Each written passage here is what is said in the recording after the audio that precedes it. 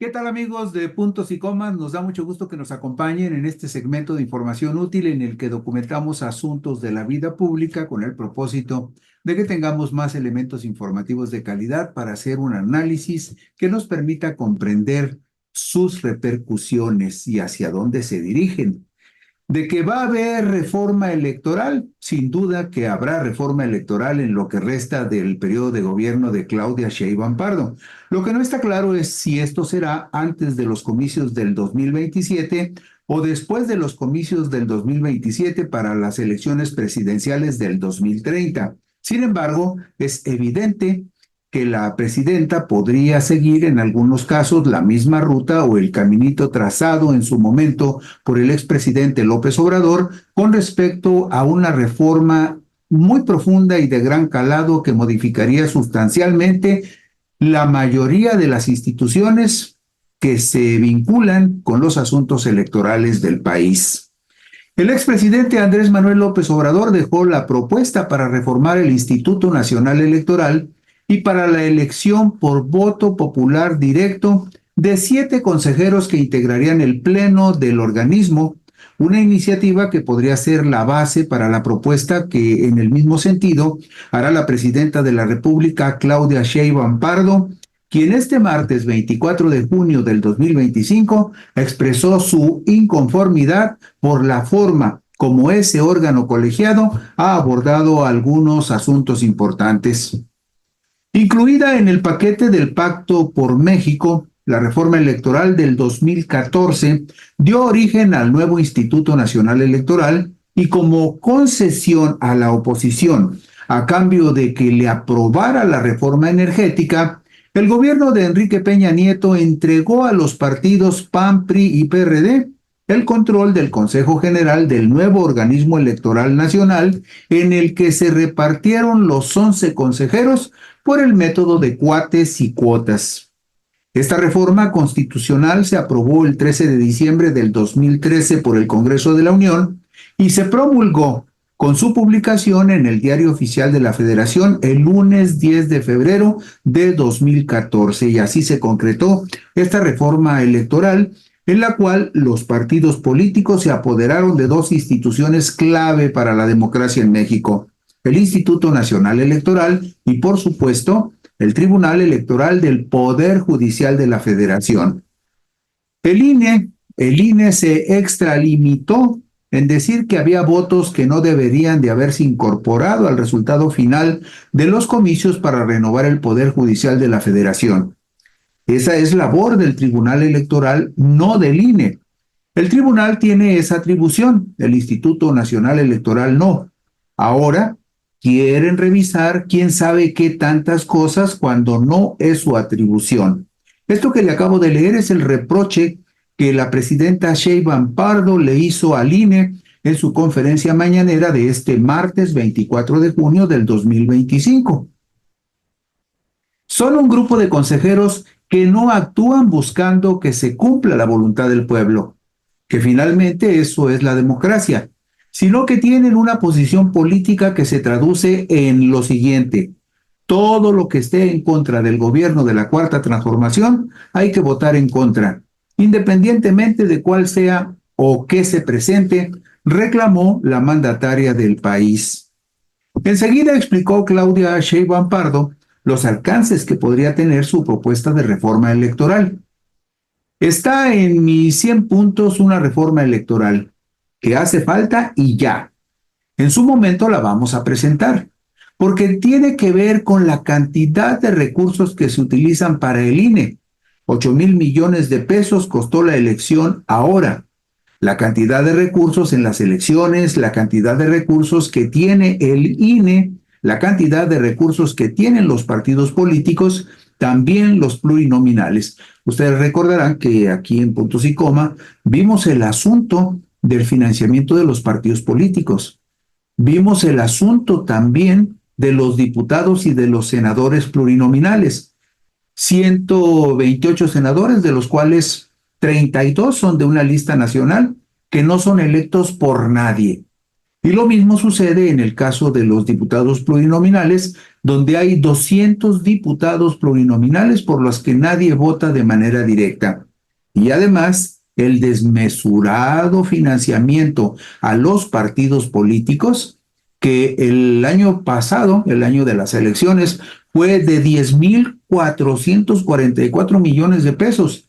Y este año rebasa con facilidad el financiamiento de los partidos políticos nacionales los 7,000 millones de pesos. Es parte de lo que observaba ayer la presidenta de la República, en el sentido de que se requiere una reforma para acabar con ese dispendio. Y más, si tomamos en consideración el miserable papel que juegan algunos partidos que tienen muy poco respaldo popular. Ayer veíamos, por ejemplo, que el PRI el PAN aparece en algunas encuestas recientes con apenas un 13% de respaldo popular.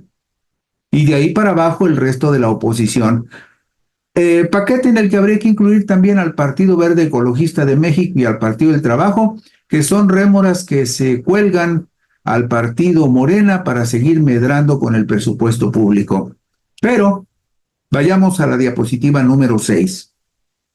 ¿A quiénes se referiría la presidenta cuando dijo que los consejeros del INE actúan en razón de intereses muy diferentes a los intereses de los ciudadanos, poniéndole obstáculos a las iniciativas del gobierno de la Cuarta Transformación o poniéndole obstáculos a la democracia?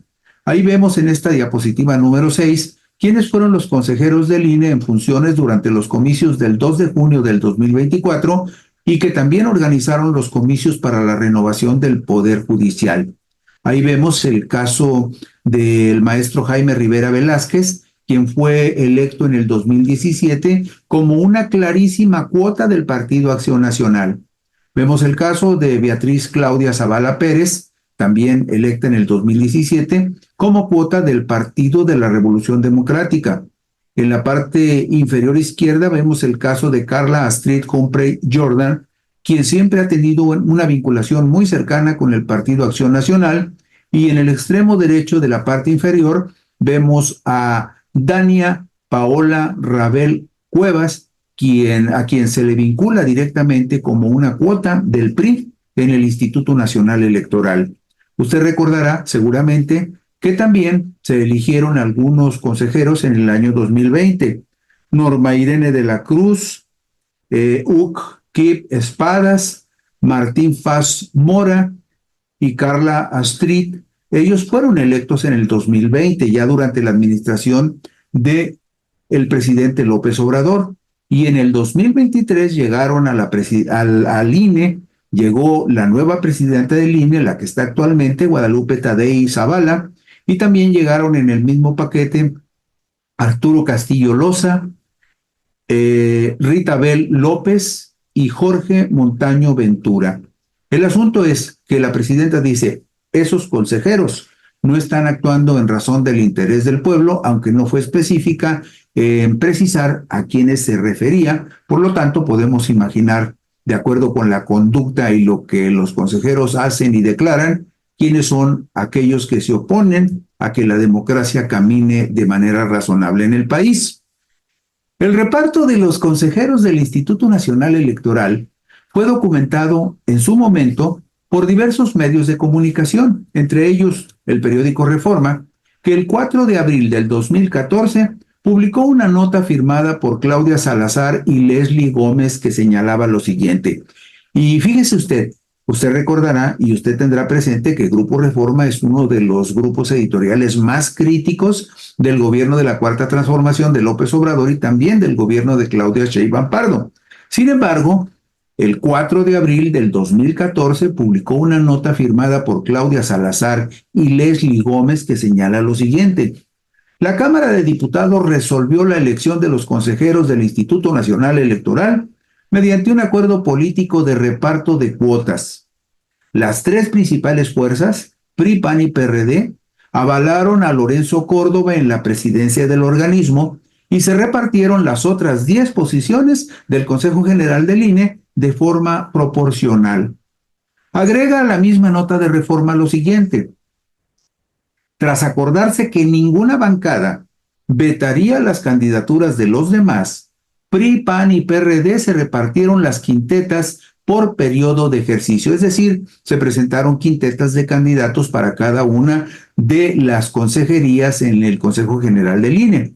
Para ocupar el cargo de 9 años, para ocupar el cargo por 9 años, se eligió a Adriana Margarita Favela, apoyada por el PRI, José Roberto Ruiz como cuota del PAN y Ciro Murayama como propuesta del PRD.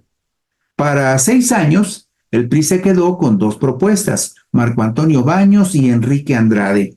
La elección del PAN para este periodo de 6 años fue Benito Nasif Hernández y del PRD quedó Alejandra Pamela San Martín, quien fue propuesta por personajes ligados a organizaciones sociales como Emilio Álvarez y Casa y Clara Yussitman, pero ella llegó con el apoyo del PRD.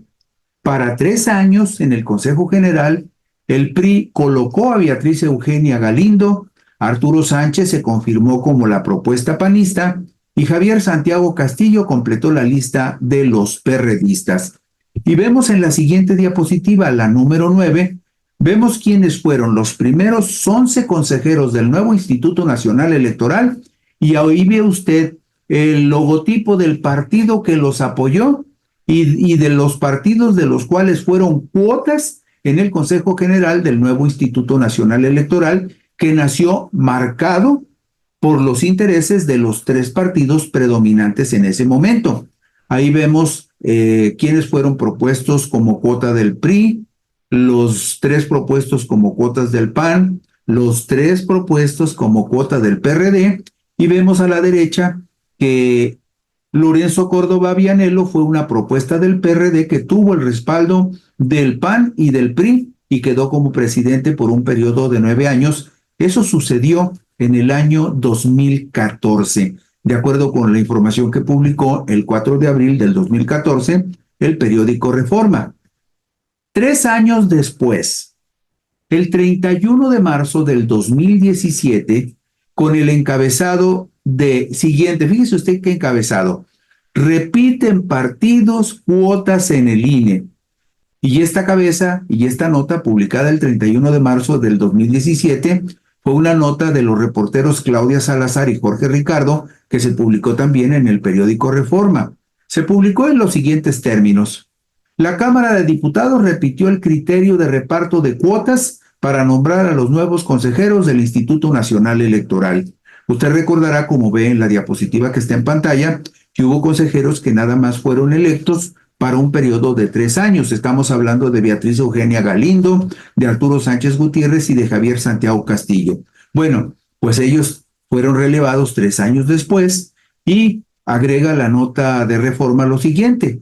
Con 336 votos a favor, 5 abstenciones y 32 en contra de Morena, ahí votó Morena en contra, fueron electos Dania Paola Rabel Cuevas como cuota del PRI, Jaime Rivera Velázquez como cuota del PAN y Beatriz Claudia Zavala como cuota del PRD, con lo que se logró la mayoría calificada que exige la Constitución para el nombramiento de nuevos consejeros. Los nuevos funcionarios formarían parte del Consejo General del INE por un periodo de 9 años que comprendería del 5 de abril del 2017 al 4 de abril del 2026, es decir, ellos van a terminar el año próximo.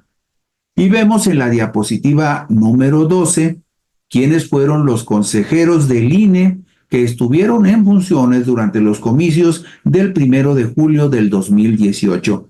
En esta diapositiva número 12 vemos con toda claridad de qué partido eran los consejeros, como dicen en el boxeo. Aquí vemos con claridad a qué establo pertenecía cada uno de estos personajes.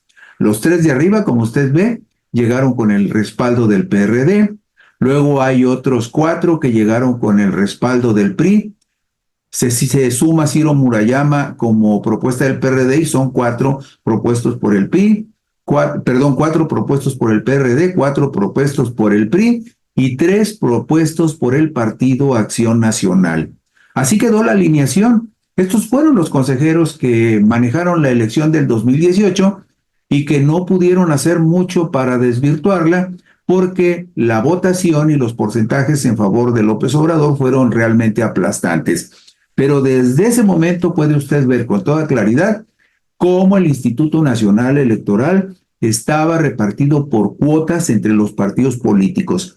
Y hablamos de ese PRD, de los chuchos, de Jesús Ortega y Jesús Zambrano, que hicieron acuerdos con el gobierno de Peña Nieto, tanto en el 14, cuando se sumaron al Pacto por México, como en el 17, cuando se renovaron los primeros consejeros ciudadanos del INE. El 23 de julio del 2020, con el encabezado "Arman por fin un INE por consenso", y así entre admiraciones, el periódico Reforma publicó una información que señala lo siguiente: la Cámara de Diputados se eligió ayer a los 4 nuevos consejeros del Instituto Nacional Electoral, tras una negociación en la que el bloque mayoritario de Morena y la oposición lograron ponerse de acuerdo. Con 399 votos a favor de todas las fuerzas políticas, pero con 5 en contra y 5 abstenciones de legisladores de Morena, fueron electos Norma Irene de la Cruz Magaña, Carla Humphrey Jordan, José Martín Fernando Fazmora y UKIP Espada Zancona para un periodo de 9 años. Después, 3 años después, el 3 de abril del 2023, 4 consejeros del INE, entre ellos el presidente Lorenzo Córdoba Vianello, terminaron su periodo en el Consejo General y se fueron también otros consejeros como Adriana Margarita Favela, que era cuota del PRI, José Roberto Ruiz, que era cuota del PAN, y Ciro Murayama, que era cuota del PRD. Unos días antes, el viernes 31 de marzo del 2023, luego que los partidos políticos no llegaron a acuerdos mediante el proceso de insaculación, la Cámara de Diputados eligió a los 4 nuevos consejeros electorales, incluyendo a la nueva presidenta del Instituto Nacional Electoral, Guadalupe Tadei Zavala, que tomarían posesión de sus cargos el 3 de abril del 2024. Los otros 3 consejeros electos por el mismo método fueron Jorge Montaño Ventura, Rita Bel López Vences y Arturo Castillo Loza. Vemos en la diapositiva número 15 estos últimos 4 consejeros que fueron nombrados en el 2023 y que terminarán su periodo en el 2032 si la reforma electoral no dice otra cosa.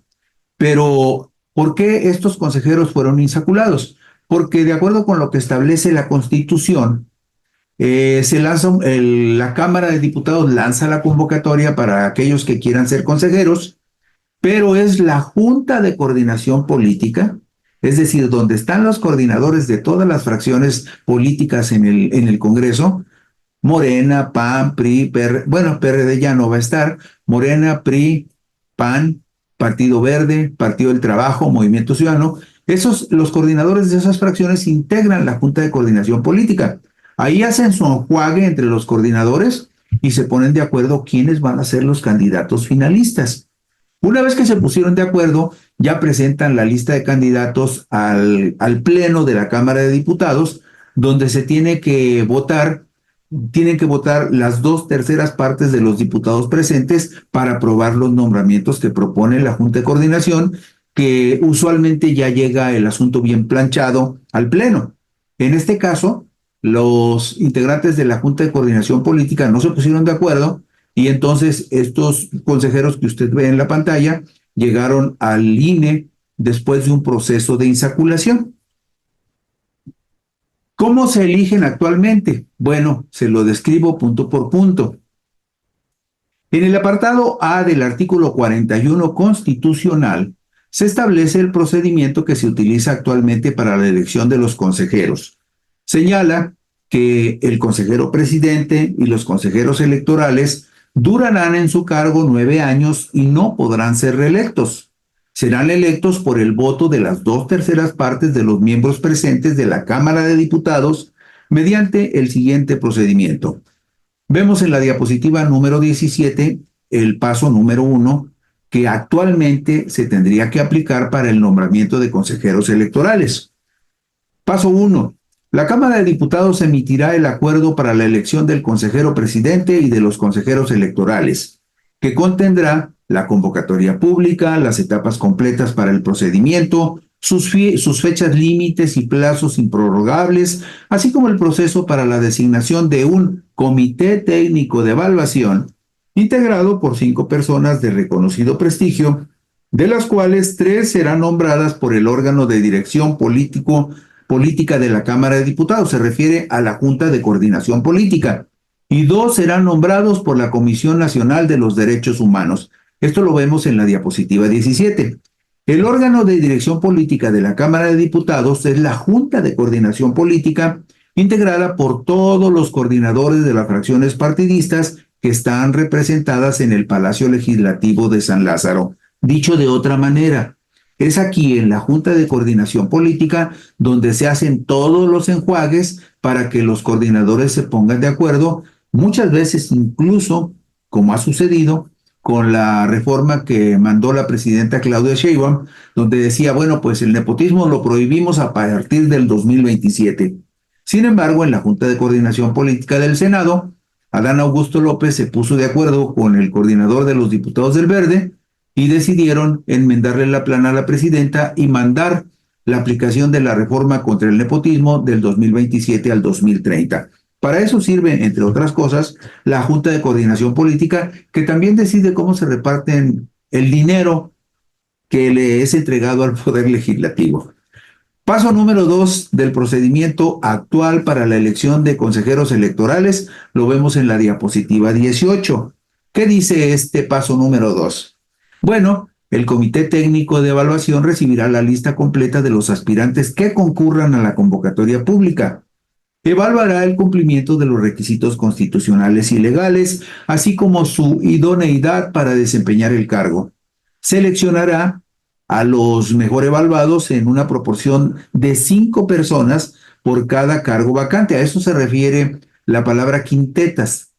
Por cada cargo disponible hay 5 personas que se supone que compiten por el cargo, y remitirá la relación correspondiente a la Junta de Coordinación Política de la Cámara de Diputados, que es la que finalmente avala quiénes van o quiénes no van en la lista final. El paso número 3 del procedimiento para designar consejeros dice lo siguiente: la Junta de Coordinación Política de la Cámara de Diputados impulsará la construcción de los acuerdos para la elección del consejero presidente y los consejeros electorales. Y una vez que estos acuerdos se hubiesen logrado, remitiría al Pleno de la Cámara de Diputados las propuestas de candidatos para la votación correspondiente y, en su caso, su aprobación con los sufragios de las 2/3 partes de los legisladores presentes. Y el paso número 4 en la diapositiva 20 dice lo siguiente: si se venciera el plazo para que la Junta de Coordinación Política de la Cámara de Diputados llegara a un acuerdo y por lo tanto no se hubiese obtenido la votación requerida para elegir a los nuevos consejeros electorales, se debería convocar al Pleno de la Cámara de Diputados a una sesión en la que se realizaría la elección mediante el proceso de insaculación del nuevo presidente o de los consejeros del Instituto Nacional Electoral, conforme a la lista presentada por el Comité de Evaluación. Ese es el procedimiento que actualmente se establece para la elección del presidente y de los consejeros del Instituto Nacional Electoral. Si hay una reforma electoral, es muy probable que este procedimiento sea modificado sustancialmente. ¿Por qué? Bueno, pues porque la elección por voto popular de los consejeros electorales que integrarían el Consejo General del nuevo Instituto Nacional de Elecciones y Consulta es la propuesta que hizo el expresidente Andrés Manuel López Obrador en su iniciativa de reforma al artículo 41 constitucional, presentada el lunes 5 de febrero del 2024, para desterrar la vieja y perniciosa práctica de que esos cargos sean negociados entre los partidos políticos por el siempre cuestionado e ilegítimo método de cuates y cuotas. Esto es lo que propone el presidente López Obrador, y no dude usted que en alguna medida algunas de estas ideas y criterios los retome la presidenta Claudia Sheinbaum Pardo. Explica la iniciativa de reforma constitucional que se propone que se propone ahora un esquema nuevo que involucraría a los tres poderes de la Unión en la determinación de las personas titulares. A partir de candidaturas presentadas por las cámaras de diputados y senadores, por la Suprema Corte de Justicia de la Nación y por el Ejecutivo Federal, es decir, el presidente de la República, las cámaras de diputados y senadores y el Pleno de la Suprema Corte harían las propuestas de los candidatos a presidente o a consejeros del nuevo instituto electoral.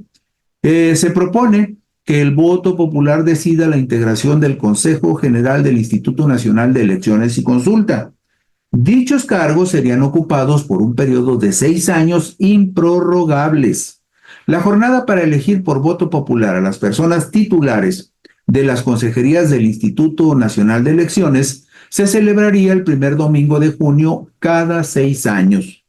Ocuparía la presidencia del nuevo órgano electoral el candidato que obtuviera la mayor votación. Todo esto es lo que está en la iniciativa de reforma constitucional que presentó el expresidente López Obrador para reformar de fondo la integración del Consejo General del que ahora se llama INE.